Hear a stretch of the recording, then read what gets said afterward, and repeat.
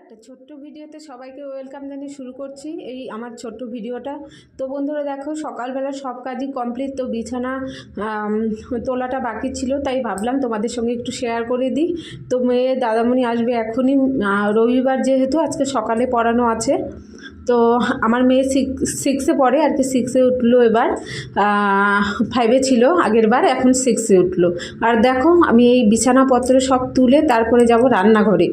আর মানে অল্প ভাত আছে, বাসি ভাত, সেটা ভেজে দিব বরকে, মানে বর চলে যাবে কাজে।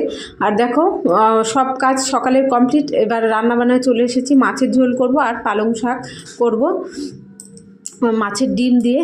তো বন্ধুরা দেখো, এই যে আমাদের পুষি ঘোরাঘুরি করছে মাছের জন্য।